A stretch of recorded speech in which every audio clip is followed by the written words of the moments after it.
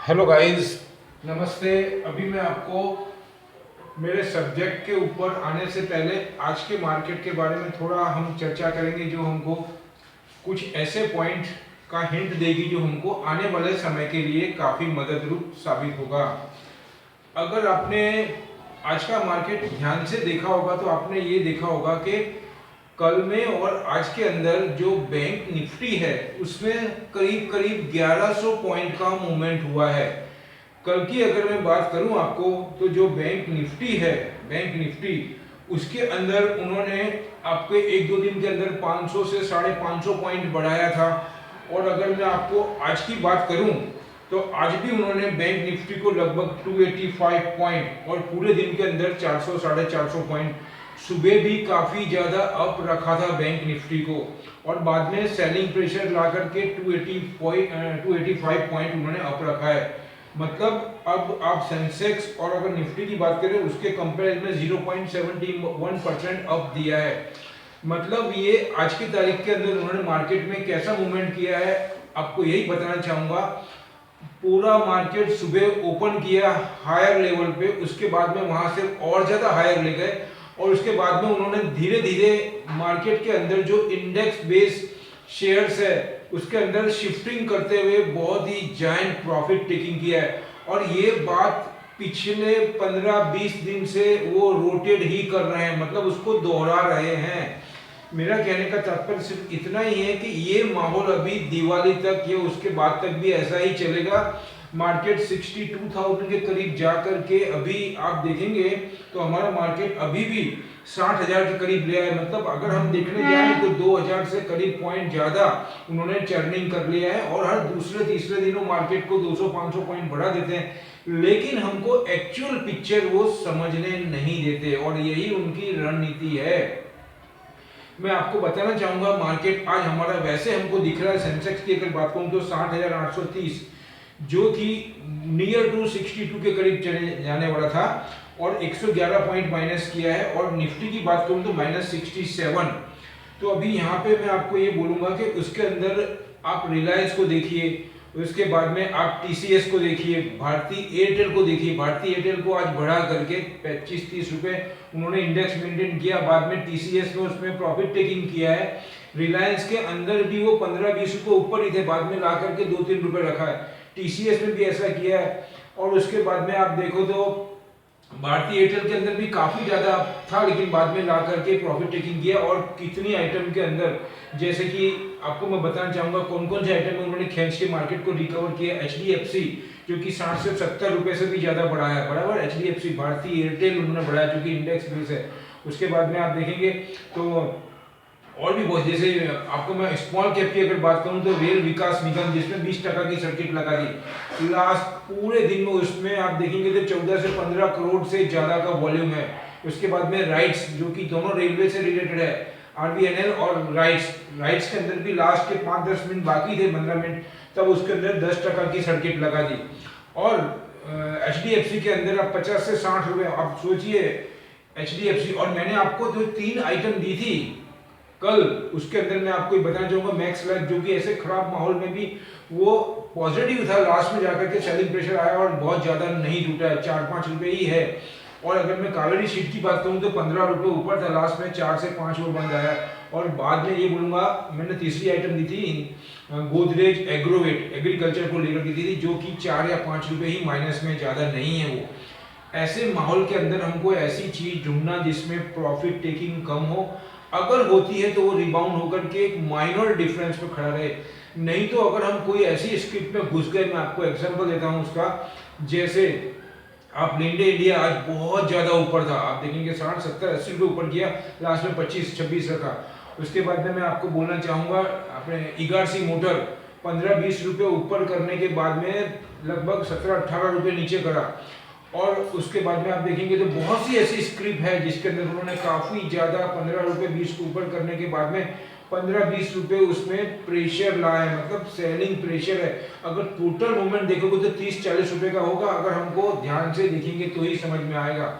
अब मेरा कहने का मतलब यहाँ पे यही है कि ऐसे माहौल के अंदर हमको क्या करना चाहिए। और वैसे मैंने आपको कल ये भी डिस्कस किया था कि जो हमारे यहाँ पे जो आपको मैंने बताया था कि जो मूवमेंट हो उसके अंदर मैं आपको ये बोल रहा हूँ कि मैंने आपको कल बात की थी कि उसके अंदर ये जो 20 कंट्रीज जो मिल रही है उसके अंदर क्या क्या मूवमेंट हो रहा है, जिसको हम बोलना चाहूँगा मैं आपको कॉप्स 26। उसमें चाइना और रशिया पार्टिसिपेट नहीं कर रहे, ये भी बहुत बड़ा मैटर है। दूसरा बांग्लादेश का थोड़ा मैटर ऐसा चल रहा है।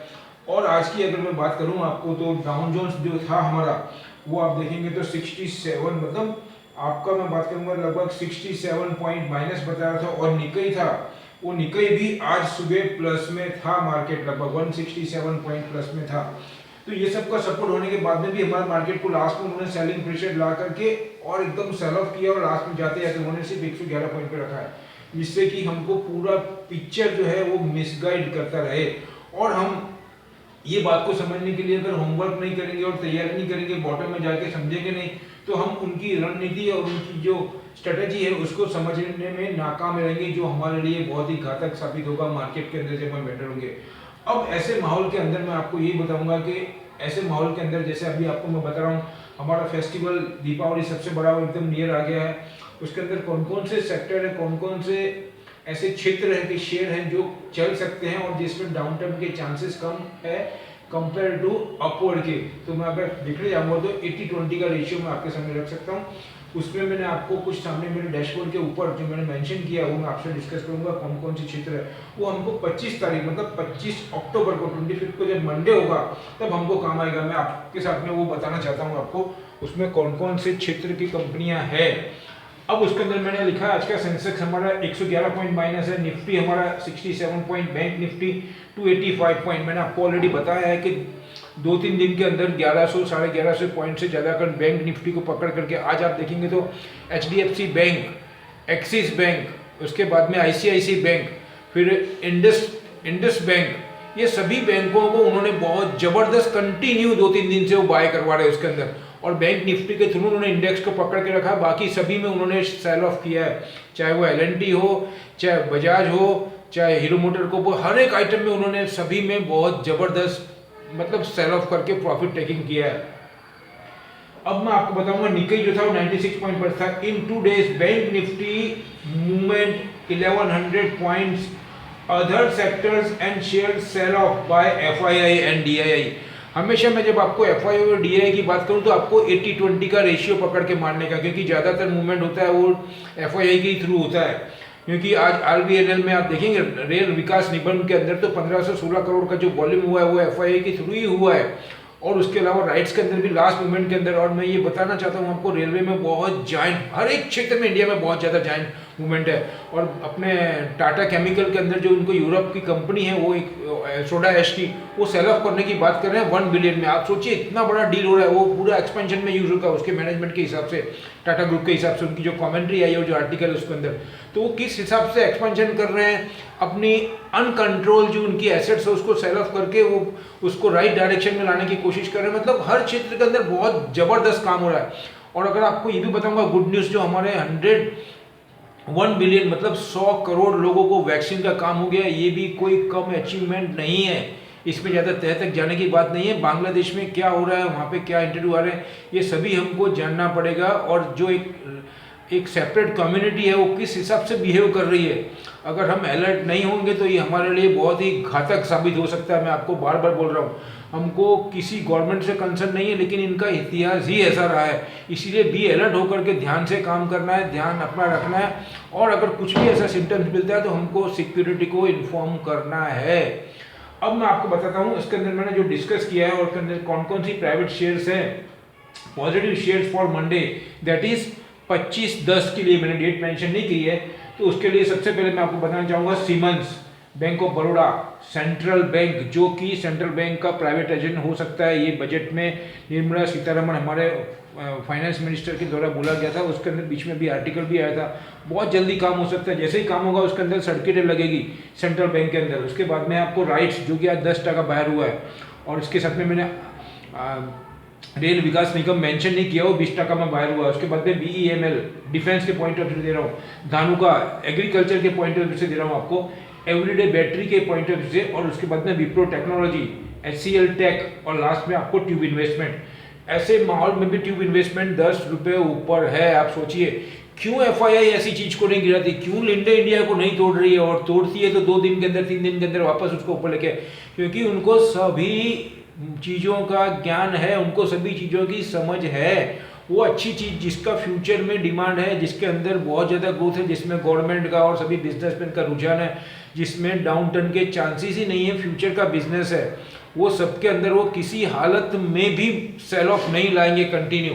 लेकिन जिसका फ्यूचर बराबर नहीं है, जिसके अंदर डिमांड नहीं आने वाली, जिसके अंदर कोई प्रॉब्लम है, वो सभी सेक्टर में वो जायंट सेल ऑफ कर देंगे। मैं आपको बताऊं, यही तैयारी होती है, यही होमवर्क होता है जो हमको बचा के रखता है, हमारा एक सुरक्षा कवच का काम करता है। तो लास्ट में मैं आपको यहाँ पे यही बोलना चाहूँगा, ये सब बातों को ध्यान रखना है। और रही बात, आज फ्राइडे है और कल सैटरडे संडे को मार्केट बंद है, ऐसे ही पॉइंट लेकर के मैं आपके सामने हाजिर होऊंगा और ज़्यादा से ज़्यादा डिस्कस करूंगा, जो कि हमको मंडे के लिए और आने वाले टाइम के लिए, क्योंकि आने वाला सेशन, हमारे 2 सेशन वो बहुत ही एग्रेसिव रहेंगे और बहुत ही पॉजिटिव रहेंगे बोथ साइड, क्योंकि उसमें हमको जो यूएसए का जो फेड का स्टेटमेंट आया था वो भूलना नहीं है, वो कभी भी कुछ होता है। इसलिए मार्केट को आप सोच रहे हैं कि वन में चलाएंगे, ऐसा नहीं है। मार्केट को चलाना था वो पहले चला दिया, अब फेस्टिवल के अंदर लोग एग्रेसिव होकर काम करेंगे, तब वो प्रॉफिट टेकिंग करेंगे और रोटेट करेंगे, ये बात को ध्यान में रखना। दूसरा ये बोलूँगा, ये मेरी अपनी स्टडी है, अपनी एनालिसिस है, मेरा डिस्क्लेमर रख रहा हूँ मैं। और अगर मेरी वीडियो अच्छी लगती है तो इसको मतलब लाइक करें, शेयर करें और सब्सक्राइब भी करें। और जो नए व्यूवर्स आए हैं मेरे वीडियो पे, मैं देख रहा हूँ काफ़ी लोग नए आ रहे हैं इसके ऊपर, उनको मैं ये रिक्वेस्ट करूँगा, आप ध्यान से समझने की कोशिश करें मैं क्या बोल रहा हूँ। मेरा रेगुलर स्टडी के बेस पे ही मैं आपको बता रहा हूँ ये सब चीज़ें, ऐसे ही नहीं बता रहा हूँ मैं। और कंपेयर करें, आपको मेरे को कमेंट डालें कहाँ पे आपको कुछ प्रॉब्लम है, कहाँ पे आपको कुछ क्वेरी जैसा लगता है, या कहाँ पे आपको कंफ्यूजन है।